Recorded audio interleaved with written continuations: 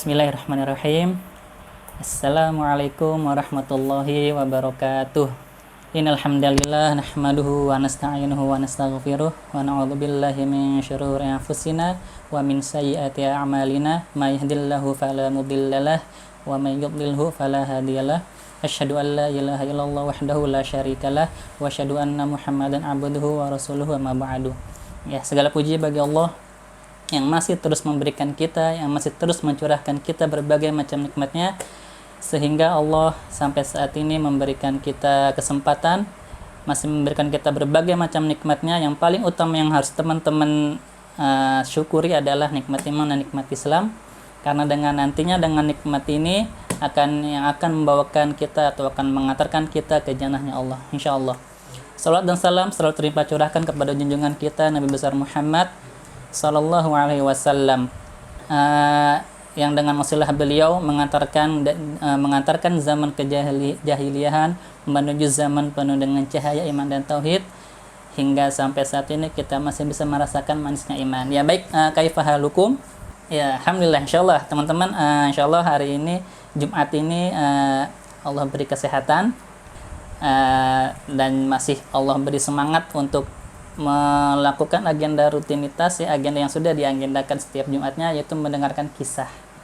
Jadi sebelum Ustadz masuk ke inti kisah, ya, materi kisah, Ustadz ingin mengajak teman-teman, ya, untuk saat ini kita akan untuk mendoakan teman-teman kita, saudara-saudara kita, entah itu saudara kandung, kakak, adik, atau saudara-saudara yang diikat dengan tali keimanan. Saudara-saudara kita yang jauh di belahan dunia sana, yang mungkin Allah uji dengan sakit, dengan kelaparan, atau ujian kehidupan lainnya. Di sini Ustaz akan mengajak teman-teman untuk kita doakan agar Allah selalu mencurahkan rahmatnya, Allah selalu mencurahkan berkahnya kepada saudara-saudara kita yang dimanapun mereka berada, agar Allah selalu mudahkan segala urusannya, Allah selalu sehatkan jasadnya dan ruhnya, agar nanti kita goalnya, tujuannya adalah kita bisa berkumpul dengan saudara-saudara kita, ya, seluruh umat Nabi Muhammad SAW di surganya kelak. Amin ya rabbal alamin. Baik teman-teman, alhamdulillah Jumat ini Ustadz bisa membersamai, ya, mungkin perdana, ya, perdana Ustadz di sini di layar kaca handphone teman-teman, menyapa teman-teman. Mungkin ada beberapa dari teman-teman yang belum kenal Ustadz siapa, tapi ya mungkin ada beberapa yang dari teman-teman sudah kenal. Bahkan ada beberapa yang sudah pernah Ustadz ajar di kelas. Sebelumnya perkenalan dulu. Untuk sesi awal Ustadz akan memperkenalkan nama Ustadz, bisa dipanggil nama lengkap dulu, ya. Nama lengkap Walid Abdurrahman, ya. Jadi teman-teman bisa manggil Ustadz Walid aja cukup. Jadi seperti itu.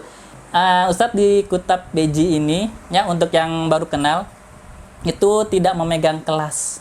Jadi Ustadz ini tugasnya adalah membantu guru-guru iman dari Kutab awal 1 sampai Qununi, membantu kebutuhan. Misalnya butuh sesuatu apa, bilangnya ke Ustadz. Jadi Ustadz memegang kelas, tapi sesekali dua kali Ustadz akan menyapa teman-teman mungkin lewat kisah seperti ini. Baik, selanjutnya seperti biasa, nanti Ustadz akan menyampaikan beberapa kisah yang insya Allah di kisah ini bisa teman-teman ambil pelajarannya, bisa teman-teman ambil hikmah kebaikan dari kisah yang Ustadz sampaikan, ya. Sebelumnya kita gunakan dulu adab seperti di majelis ilmu. Seperti halnya teman-teman datang ke kutab lalu membuat halakoh lingkaran dengan ustadzahnya. Di situ bagaimana cara duduk teman-teman, ya. Dan teman-teman dianjurkan coba, ya, teman-teman yang belum berwudu silakan berwudu agar nanti bisa lebih konsentrasi lagi dan ada keberkahan di dalamnya, seperti itu. Sudah, ya, insyaallah sudah siap semua untuk mendengarkan kisah.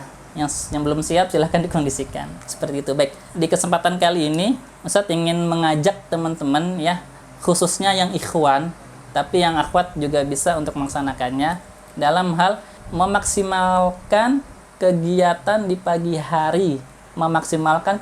pagi hari, yaitu ba'da sholat subuh. Yang ikhwan, kalau memang di perumahannya atau di sekitar rumahnya masjidnya sudah bisa dilaksanakan sholat berjamaah, silahkan dimaksimalkan dengan ayahnya, ya, ajak ayahnya untuk sholat berjamaah di masjid. Kalaupun ternyata masjidnya masih ditutup atau masih ada batasan-batasan dalam sholat, ya berarti silakan teman-teman berjamaah dengan ayah bundanya di rumah, dimaksimalkan sholat subuhnya. Nah, di sini Ustaz akan mengambil sedikit satu hadis ya dari Rasulullah SAW. Di sini intinya adalah mengajak untuk kita sebagai umatnya itu beraktivitas di pagi hari. Hadisnya adalah Allahumma barik ummati fi bukuriha. Nah, jadi ya Allah, berkahilah umatku di pagi hari. Jadi ini udah ada anjuran ya, udah ada ajakan dari Rasulullah bahwasanya setiap pagi setelah ba'da subuh itu coba dimaksimalkan dengan kegiatan yang positif. Contohnya teman-teman mungkin ada beberapa yang sudah Ustaz pernah tahu ya, Ustaz pernah tanya setelah subuh ngapain ya. Ada banyak beberapa dari teman-teman yang sudah melakukannya dengan aktivitas positif. Contoh misal, ada beberapa santri yang kamu habis sholat subuh ngapain? Ada agendanya tilawah sendiri. Jadi karena sudah agak dewasa, dia bisa tilawah sendiri tanpa harus disuruh. Itu kebaikan. Lalu ada juga yang ternyata dengan orang tuanya itu memurojaah, harus ditemani oleh ayah bundanya. Nah, itu maksimalkannya sampai waktu nanti ingin berangkat ke kutab, ingin mandi dulu ya, mungkin ya 1,5 jam lah, 1,5 jam sampai 1 jam memurojaah. Setelah itu baru bersiap-siap ke kutab. Nah, itu adalah juga salah satu aktivitas yang positif ya, yang mungkin bisa membawa kebaikan untuk teman-teman. Ada juga teman kita yang mungkin setelah pada sholat subuh itu digunakan berzikir. Kita sebagai manusia ya, Allah senang dengan hamba-hambanya yang selalu meminta, yang berdoa kepadanya, mendekatkan diri padanya. Akhirnya itu dimanfaatkan untuk perbanyak zikir kepada Allah. Nah, dan di sini salah satu kebiasaan Ustaz akan menyampaikan 3 poin kebiasaan para ulama di pagi harinya seperti apa ya. Dan ini dicontohkan oleh Rasulullah SAW bahwasanya beliau setelah sholat subuh itu duduk di masjid dan tidak keluar hingga matahari terbit. Istilah syuruk ya, sholat syuruk ya. Setelah matahari terbit barulah beliau Rasulullah SAW itu meninggalkan masjid. Nah, ini juga bisa kita contohkan. Kita teladani Rasulullah, kita ikuti apa yang diperbuatnya oleh Rasulullah. Ustaz yakin teman-teman juga pasti ada yang sudah melakukan ini ya, dan alhamdulillah Ustaz pun juga diberi kesempatan bisa melakukan sholat syuruk. Jadi setelah sholat subuh, kalau teman-teman nggak ada kegiatan, mungkin hari Sabtu atau hari Ahad, sama ayahnya berdiam di musola atau di masjid. Entah itu tilawah, entah itu teman-teman berzikir ya, atau murojaah atau ziyadah hafalan.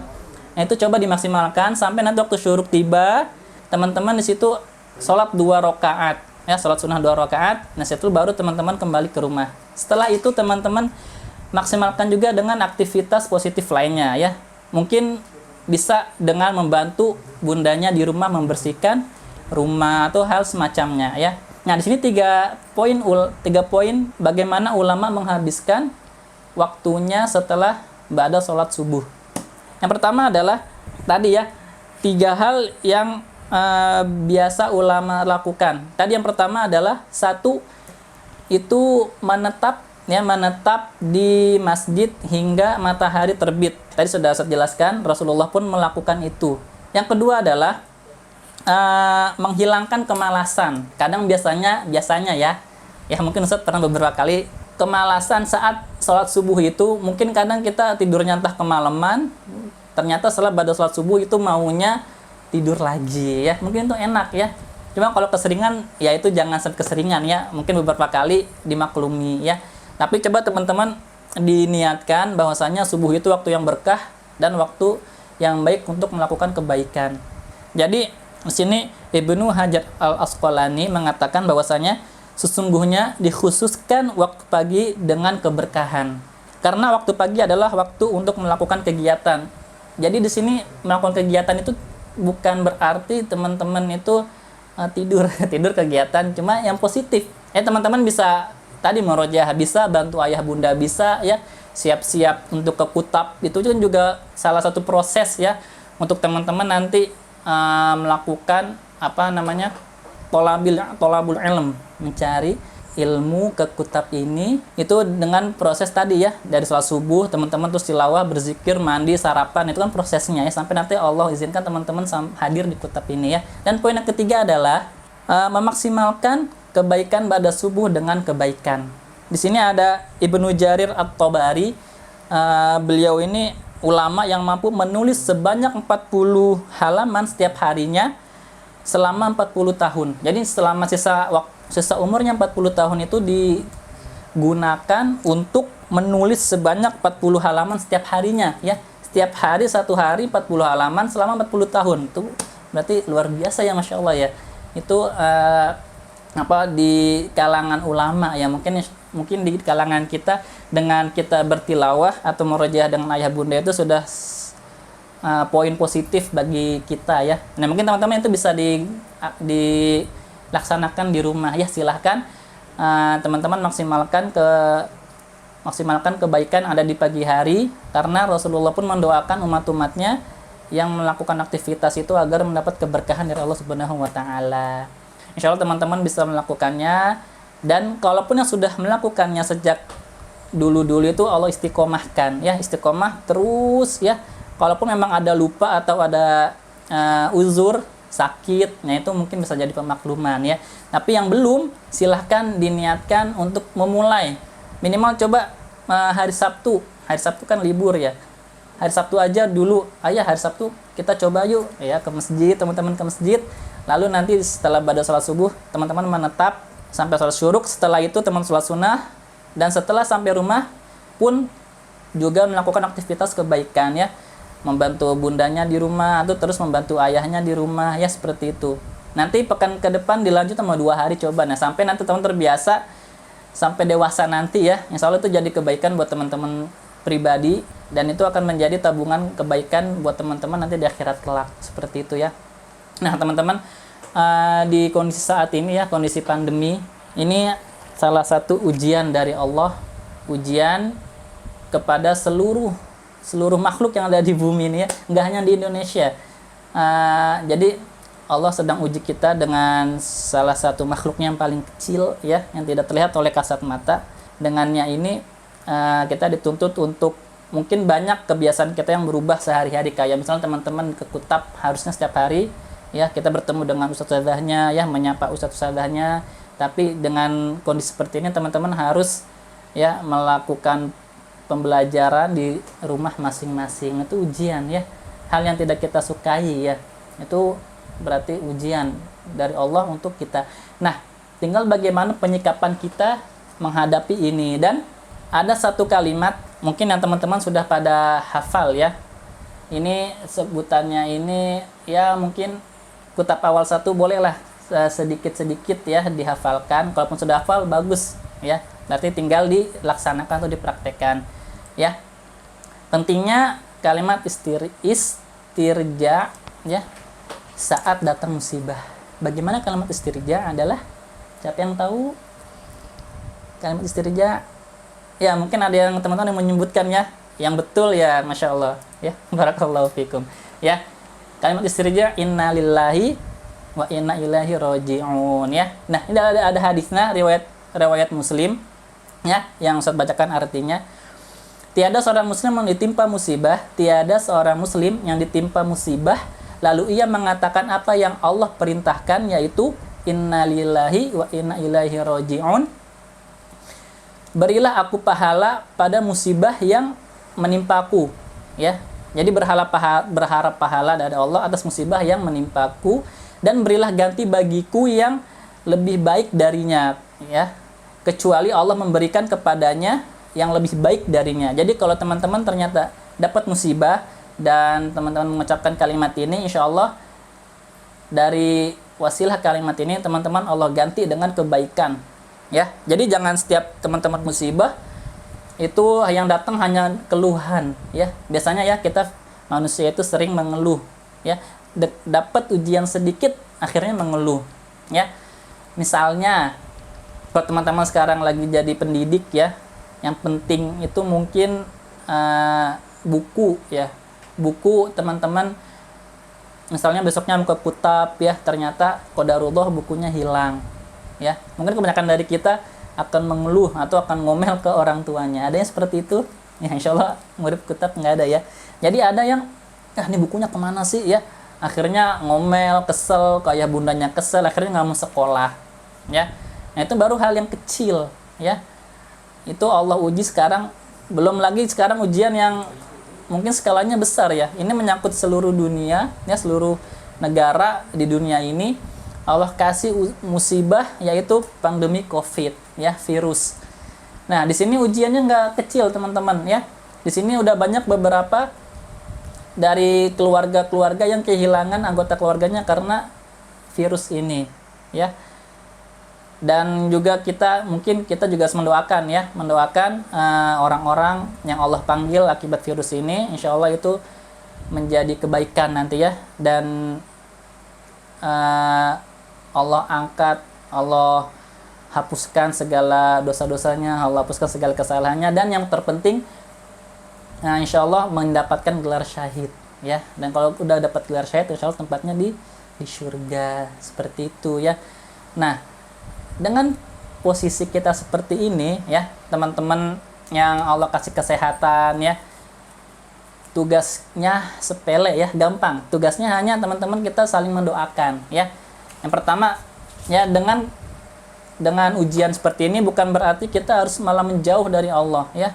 Tapi dekatkan diri kita kepada Allah, kita meminta kepada Allah agar virus atau musibah yang kita hadapi saat ini segera Allah hilangkan dan Allah berikan kembali keadaan seperti semula ya. Jadi teman-teman di saat kita bisa ketemu tatap muka ya, kayak hari-hari biasanya gitu ya. Sekolah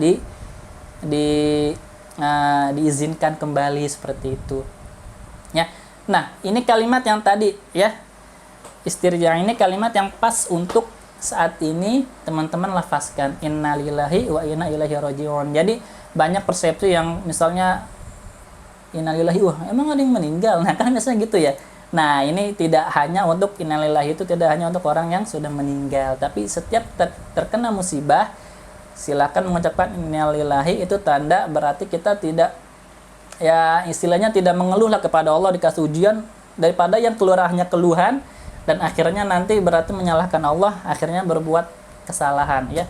Tapi dengan innalillahi ini insya Allah Allah ganti musibah dan kita berharap pahala darinya ya. Insya Allah Allah akan memberikan kita kebaikan yang ya, dari musibah ini Allah datangkan kebaikan setelahnya ya. Nah, ini juga akan Ustadz ambil dari potongan ayat surat Al-Insyirah. Insya Allah teman-teman sudah pada hafal ya. Apa bunyinya? Ada yang bisa?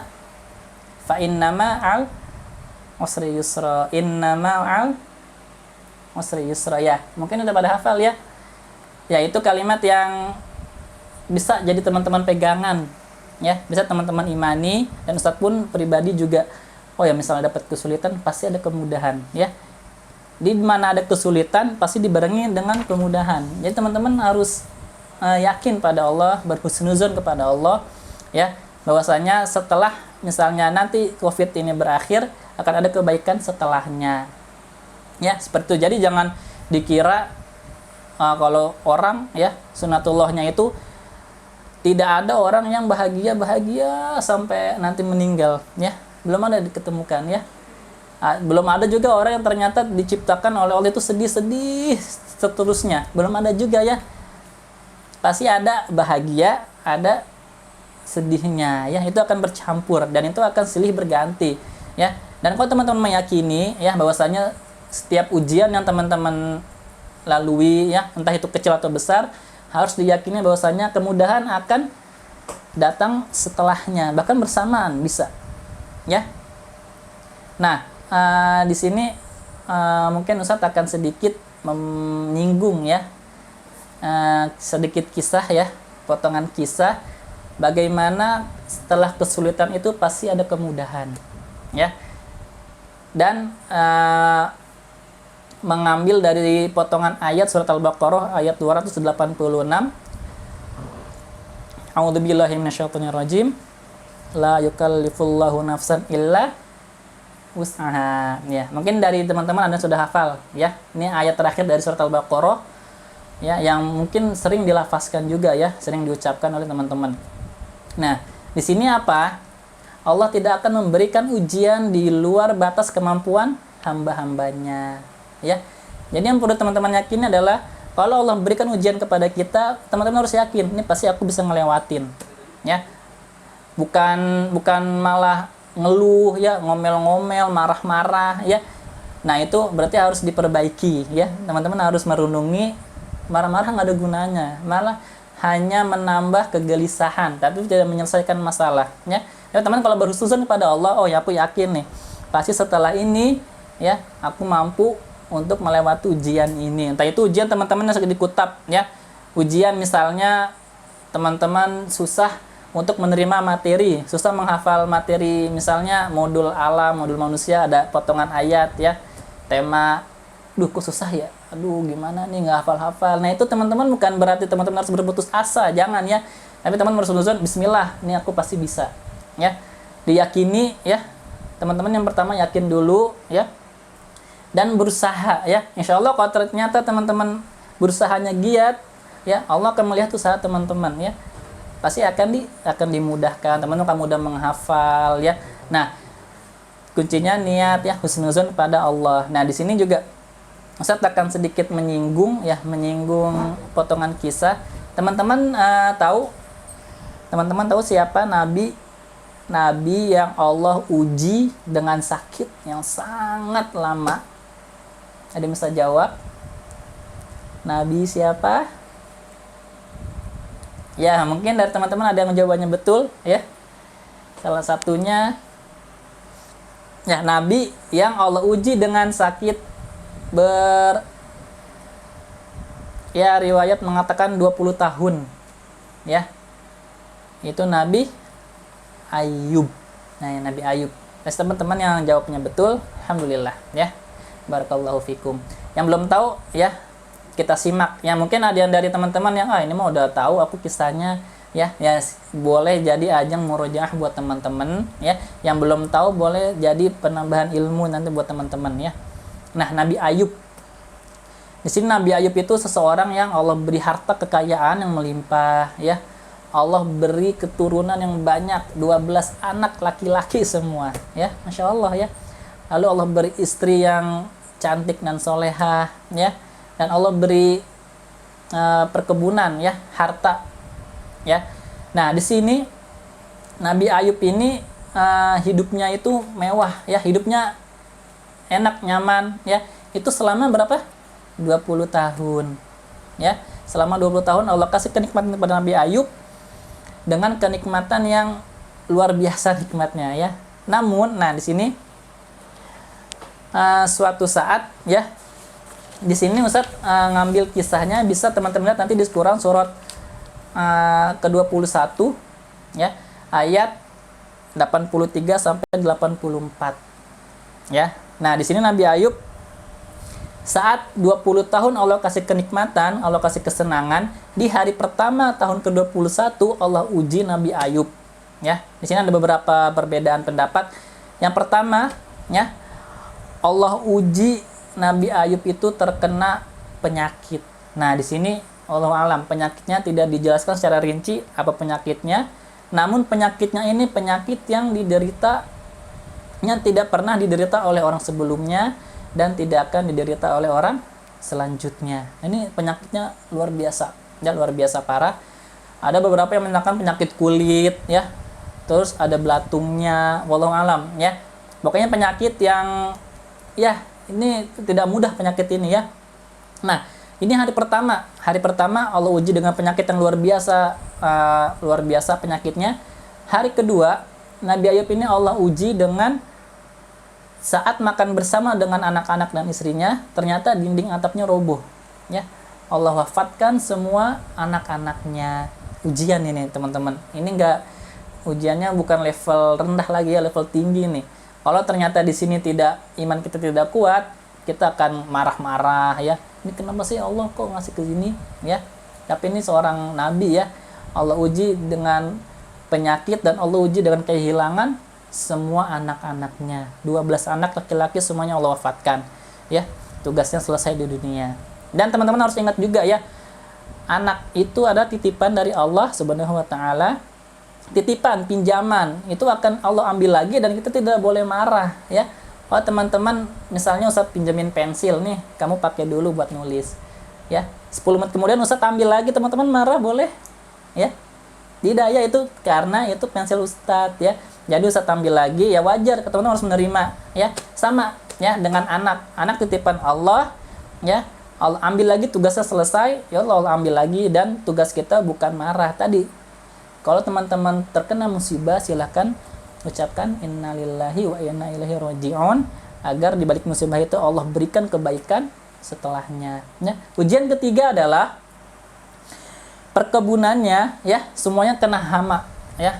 Istilahnya hartanya Nabi Ayub ini ludes, ya. Tadinya orang kaya raya, punya 12 anak, itu semuanya hilang, dan terkena penyakit. Tadinya sehat walafiat, ya, terkena penyakit, anaknya meninggal semua, dan hartanya Allah habiskan, ya. Di sini ada riwayat juga yang mengatakan Nabi itu menjual rumahnya dan tinggal di pinggiran kota, ya, dengan rumah yang kecil. Nah, itu seperti itu ujian yang dilalui oleh nabi-nabi, ya. Nggak mudah, ya. Teman-teman, paling ujiannya apa? Coba contoh satu, ya. Ujian ya tadi ya, ujian misalnya mungkin teman-teman susah untuk menghafal, itu juga ujian, ya. Kalau teman-teman ternyata putus asa dan tidak mau meneruskan menghafal, tidak berusaha, ya pasti teman-teman akan seperti itu, akan susah. Tapi kalau teman-teman berusaha, ya, dan yakin akan bisa, insya Allah Allah mudahkan, ya. Nah, seperti itu. Jadi Nabi Ayub itu dikasih ujian kepada Allah, itu tidak pernah mengatakan, ini kenapa ya Allah, ya, kenapa ini terjadi padaku. Nggak ada kalimat seperti itu, ya. Nah, teman-teman yang harus teman-teman ketahui juga adalah setelah Nabi Ayub diuji dengan kehilangan tadi harta-hartanya, itu Nabi Ayub ternyata ibadahnya kepada Allah itu tidak menurun, teman-teman, ya. Paham? Jadi kalau kita diberi ujian, sebenarnya itu bukan membuat ibadah kita makin turun, sebenarnya bukan, ya. Kalau Nabi Ayub, Allah beri ujian tadi, ujian besar, ya. Ternyata apa? Ibadahnya itu meningkat 2 kali lipat, ya. 2 kali lipat dari sebelumnya. Nah, itu sikap kita harusnya. Kita harus meyakini, tidak harus percaya bahwasanya apa yang terjadi di dunia ini, yang terjadi pada kita, keluarga kita, itu sudah Allah takdirkan, sudah Allah tuliskan, ya. Itu akan terjadi, dan tugas kita adalah husnuzon pada Allah dan menerima itu. Meskipun masih belajar seperti itu, ya. Kalau ada musibah harus berhusnuzon pada Allah, ya. Misalnya lagi ke Kutap, bannya bocor, ya, padahal udah mau telat nih. Udah jam segini, 5 menit lagi masuk, bannya bocor, ya, qadarullah. Nah, sikap kita adalah bukan ngomel-ngomel, bukan gerutu, itu tidak akan menyelesaikan masalah, tapi cari solusinya, teman-teman, seperti apa, ya. Kalau ada musibah, cari solusinya dan bersabar, seperti itu, ya. Nah, ini 20 tahun Nabi Ayub diberikan kenikmatan, ya. Dan saat itu setelah tahun ke-21-nya Allah uji dengan ujian yang besar, ya. Kehilangan anak, ya, diberikan penyakit yang luar biasa, dan kehilangan harta-hartanya. Ya, tapi di sini membuat Nabi Ayub beribadah 2 kali lipat dari ibadah biasanya. Seperti itu, ya, Masya Allah, ya. Nah, di sini di sini ada perbedaan, ya, perbedaan pendapat. Ada yang bilang 7 tahun, ada yang bilang 18 tahun, ya. Nah, di sini istrinya, karena saking lamanya Nabi Ayub diberi ujian diberikan ujian Allah kepadanya, akhirnya istrinya meminta kepada suaminya, ya. Kepada Nabi Ayub, wahai suamiku, kenapa engkau tidak minta berdoa kepada Allah untuk disembuhkan aja, ya. Hanya disembuhkan, bukan dibalikin anaknya, terus dibalikin hartanya, bukannya. Minimal disembuhkan dari penyakitnya ini, ya, karena penyakitnya luar biasa, ya. Nah, di sini kira-kira gimana, teman-teman? Ini seorang nabi, ya, mungkin kalau berdoa akan Allah kabulkan, ya. Nah, tapi di sini Masya Allah, Nabi Ayub, apa yang dijawabnya? Ditanyakan kepada istrinya, ya, sudah berapa tahun kita diberikan kenikmatan oleh Allah, ya. Berapa tahun tadi, teman-teman? Saya sampaikan, ya, 20 tahun, ya. 20 tahun diberi kenikmatan oleh Allah, ya. Terus bertanya lagi Nabi Ayub kepada istrinya, sudah berapa lama, ya, Allah uji dengan sakitku ini sudah berapa lama, kira-kira seperti itu, ya. Ada yang mengatakan 7 tahun, ada yang mengatakan 18 tahun, ya. Tapi belum masuk ke 20 tahun, ya. Intinya baru di bawah 20 tahun, ya. Nah, di situ, ya, kan, Allah beri kita nikmat 20 tahun dan Allah ngasih sakit ini belum nyampe 20 tahun. Jadi belum seimbang antara sakit dan senang, ya. Ini versi udah level Nabi udah tinggi ya. Belum nyampe ke kita mungkin, tapi ini bisa jadi pelajaran buat kita. Ya. Nah, ini sebelum sakitnya belum 20 tahun, Nabi Ayub itu malu, teman-teman, ya. Malu untuk meminta kesembuhan pada Allah, ya.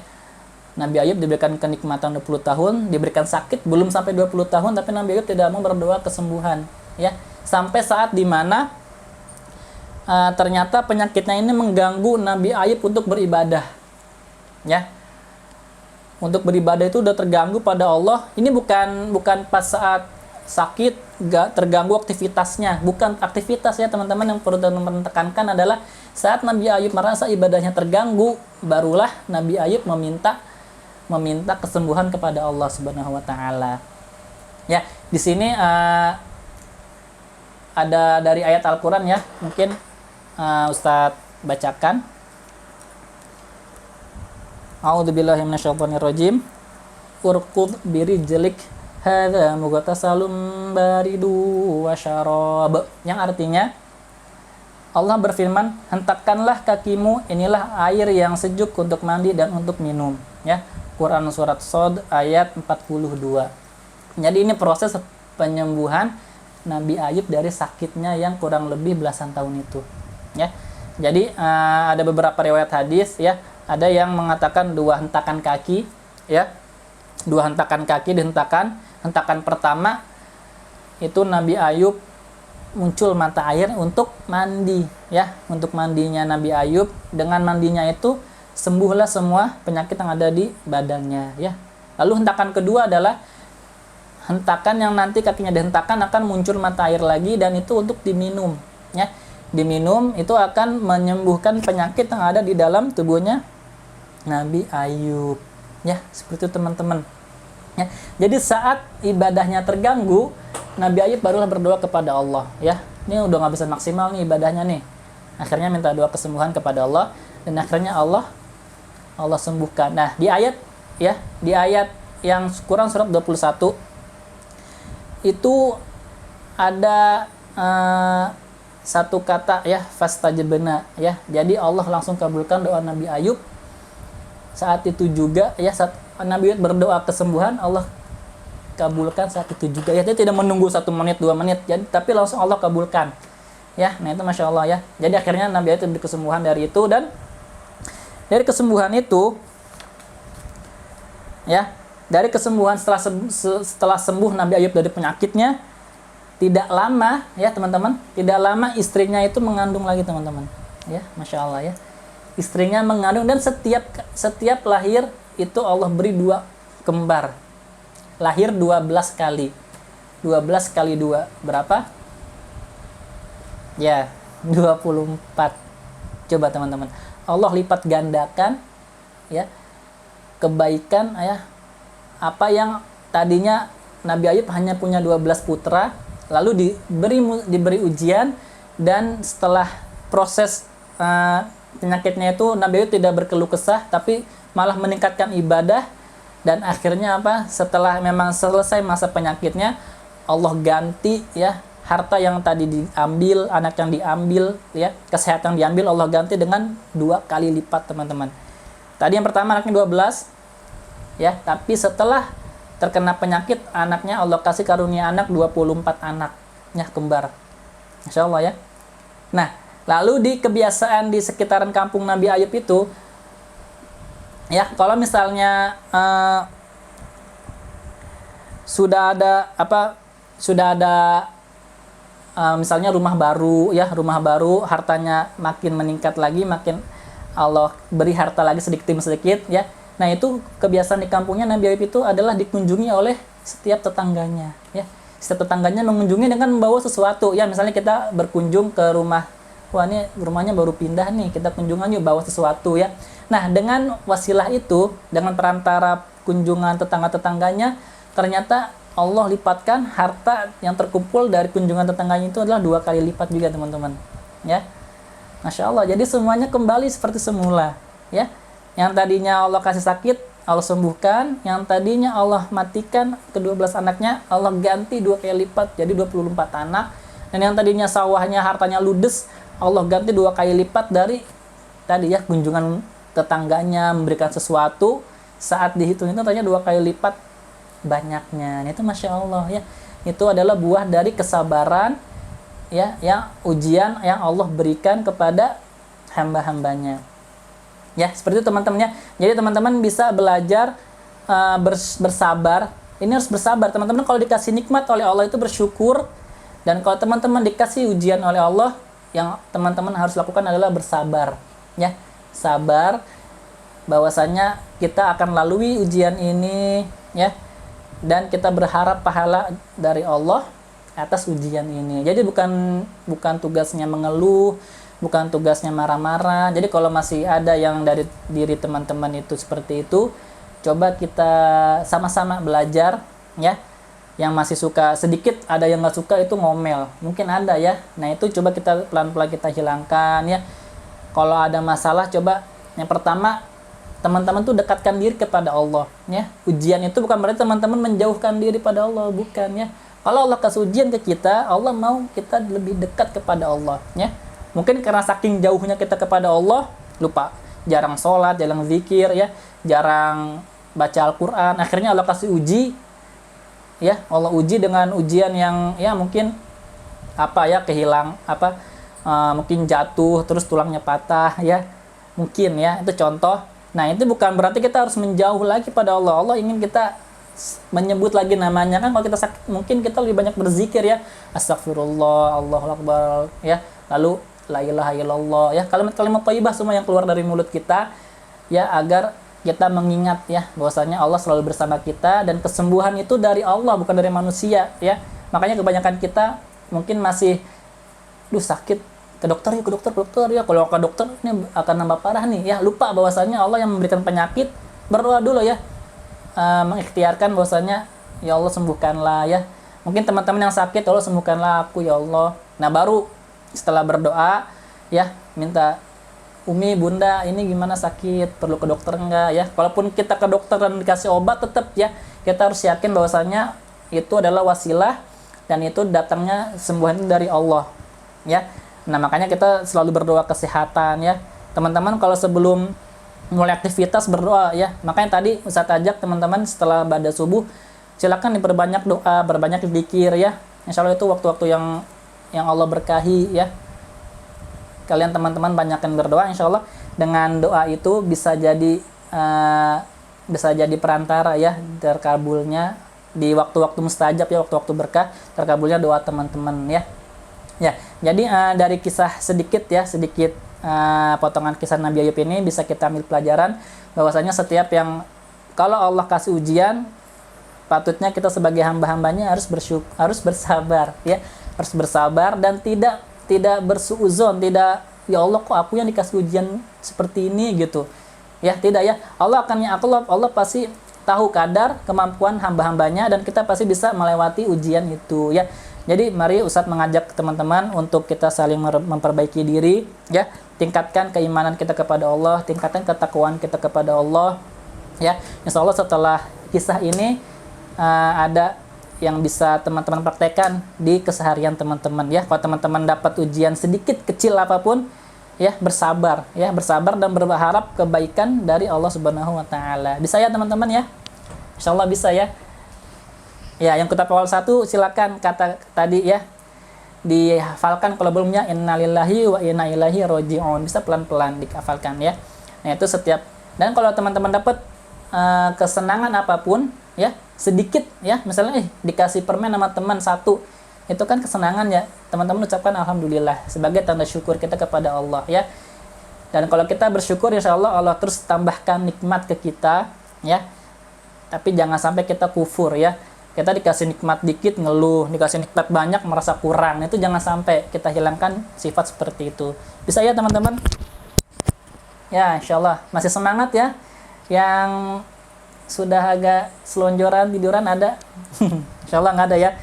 Ya insya Allah masih pakai adab majelis. Kalaupun pegel silahkan selonjoran sedikit, nggak apa-apa ya. Ya seperti itu teman-teman ya. Insya Allah kisah Ustadz ini bisa jadi inspirasi teman-teman untuk kita berubah bersama-sama. Kita tingkatkan ketakwaan kita, tingkatkan sabar kita kepada Allah dan husnuzon kita ya. berprasangka baik pada Allah, insya Allah di setiap keadaan, entah itu susah maupun senang. Seperti itu ya teman-teman. Insya Allah Allah angkat musibah pandemi COVID ini dari bumi, ya, dari bumi ini segera mungkin, ya, agar kita bisa bertemu kembali di kutub ini dan keberkahan ilmu kita tetap, ya. Teman-teman bertemu dengan ustadz-ustadzahnya, ya, itu ada keberkahan tersendiri. Teman-teman bikin halakoh, ya, beda dengan seperti lewat kaca HP, ya, lewat handphone masing-masing, ya. Tapi ya mungkin saat kondisi seperti ini ya kita maksimalkan seperti ini, seperti itu dulu, ya teman-teman. Baik, itu ya, insya Allah ini aja dari Ustadz, dan insya Allah ini jadi kebaikan. Kalau memang teman-teman mau melaksanakan apa yang Ustadz ajak, ya jazakumullah, ya, silakan diperbanyak melakukan kebaikan, diperbanyak sabar teman-teman, ya. Ustadz pun sedang belajar juga, ya, meningkatkan kesabaran dan selalu bersyukur atas apa yang Allah berikan, ya. Insya Allah itu kita sama-sama belajar, saling mengingatkan, mengajak kebaikan kepada kebaikan, seperti itu, ya. Mungkin itu saja dari Ustadz. Kalau misalnya dirasa kurang, Ustadz mohon maaf, ya. Kalau memangnya ada poin-poin yang bisa teman-teman ambil, silahkan, ya. Itu mungkin jadi kebaikan buat Ustadz dan bisa kebaikan buat teman-teman pribadi, ya, untuk teman-teman sendiri. Itu saja mungkin dari Ustadz hari Jumat ini, kisah Nabi Ayub yang sabar atas ujian yang Allah berikan, ya, dengan pengembalian kebaikan 2 kali lipat, ya. Jadi teman-teman insya Allah juga bisa melakukannya di rumah, ya, dan diajak temannya di lingkungan rumahnya, ya. Jangan buat teman-teman sendiri. Kalau teman-teman dapat ilmunya, silakan diajak, ya, dikasih tahu ilmunya. Kita harus sering bersabar, kita harus bersyukur, ya, tidak mengeluh. Nah, itu kebaikan buat teman-teman juga insya Allah. Baik, mungkin itu saja dari Ustadz. Mungkin kita akan ketemu dalam beberapa pekan lagi, ya, insya Allah, kalau Allah izinkan, ya. Itu saja, ya. Syukran jazakumullah khairan kepada teman-teman sudah mendengarkan dengan baik, ya. Kalau ada salah-salahnya Ustadz mohon maaf. Yang salah itu dari Ustadz pribadi, ya. Jika ada yang benar itu datangnya dari Allah Subhanahu wa taala, ya. Kita tutup majelis kisah hari ini dengan lafaz hamdalah, istighfar, dan doa kafaratul majelis. Alhamdulillahirabbil alamin. Subhanakallahumma wa bihamdika asyhadu an la ilaha illa anta astaghfiruka wa atubu ilaik. Wallahu a'lam bishawab. Assalamualaikum warahmatullahi wabarakatuh.